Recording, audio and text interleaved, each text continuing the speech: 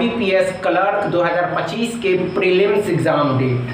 दोस्तों हमने क्या कहा दोस्तों, तो ध्यान से सुनिएगा, कहीं जाने की आवश्यकता नहीं है दोस्तों, क्योंकि आप सभी एस्पिरेंट ने जो मेहनत की है, आप सभी एस्पिरेंट जो मेहनत कर रहे हैं दोस्तों, तो आपको क्या स्ट्रेटजी अपनानी है, आपको क्या स्ट्रेटजी को फॉलो करनी है दोस्तों, आपको कितना टाइम देना है, क्या टाइम देना है दोस्तों।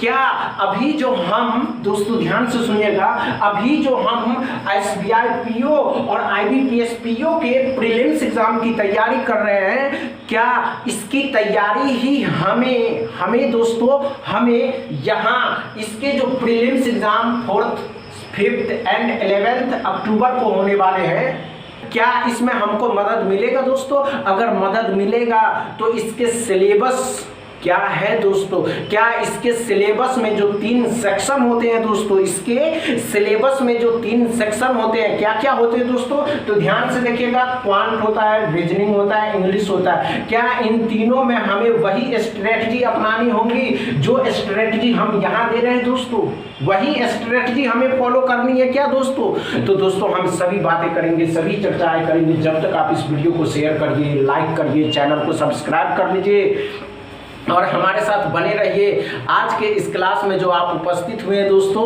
ये बात जानने के लिए, ये समझने के लिए दोस्तों कि आप सभी जो आज उपस्थित हुए हैं दोस्तों, IBPS क्लर्क 2025 के जो प्रीलिम्स एग्जाम डेट जारी हो चुके हैं एंड मेंस एग्जाम डेट भी दोस्तों, ध्यान से सुनिएगा।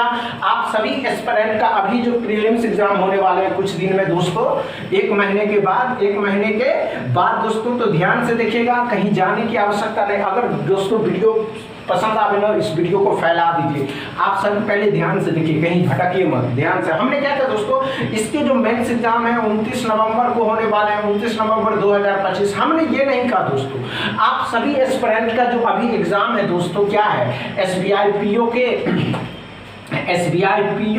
एंड IBPS PO के हैं। इन दो एग्जाम की तैयारी अभी मस्ती में कर रहे होंगे, क्योंकि आप सभी मस्त में एक वचन जो लिया उस वचन को फॉलो कर रहे हैं कि हमको 2025 में इस बैंक के एग्जाम को क्रैक करना है। तो ध्यान से सुनिएगा, इन दोनों के जो सिलेबस होते हैं एक होते हैं। अब इन दोनों के सिलेबस तो एक होते हैं, इन दोनों के सिलेबस एक होते हैं दोस्तों, ध्यान से देखिए, इन दोनों के जो सिलेबस एक होते हैं, क्वांट पूछे जाते हैं, रीजनिंग पूछे जाते हैं, इंग्लिश पूछे जाते हैं। बस अंतर यही है दोस्तों, अंतर यही है। अगर ये IBPS है दोस्तों, IBPS है और ये SBI है, तो कुछ नहीं करना है। यहाँ पूछे जाएंगे 35 क्वेश्चन क्वांट के, क्वांट मतलब मैथ के दोस्तों, और यहाँ 35 क्वेश्चन रीजनिंग के पूछे जाएंगे और 30 क्वेश्चन इंग्लिश के पूछे जाएंगे। बस अंतर ये है कि यहाँ जो है 30 क्वेश्चन, यहाँ 30 क्वेश्चन और यहाँ 40 क्वेश्चन, बस यही अंतर है, लेकिन सिलेबस एक है दोस्तों।